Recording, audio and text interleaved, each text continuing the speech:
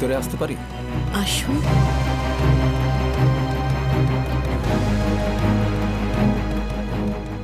বাড়িতে আর কে কে আছে? মা আর বাবা শহরের বাইরে গেছে স্যার।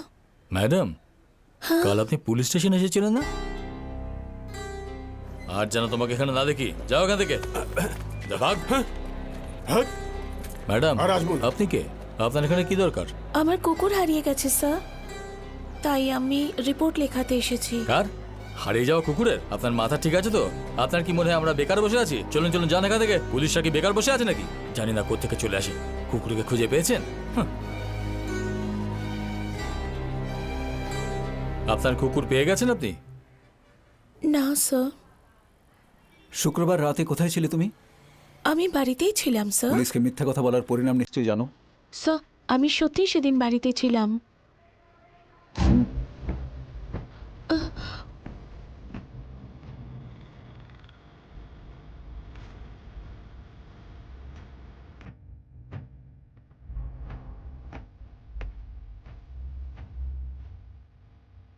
তুমি বললে তোমার কুকুর হারিয়ে গেছে, কিন্তু সোফা তো একদম পরিষ্কার, একটা লোমও নেই, ওর খাওয়ার বাটিও নেই।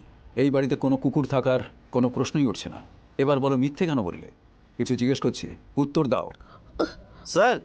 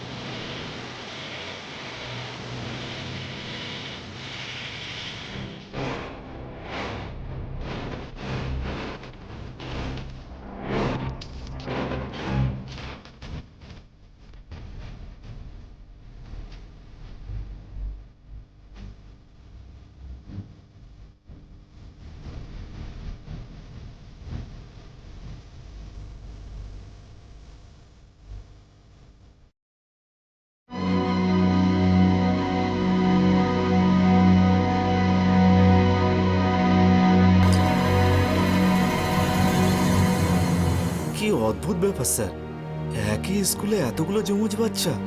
একটু ভালো করে দেখো মনোহর, একই ক্লাসে পড়ছে 11টা যমজ বাচ্চা।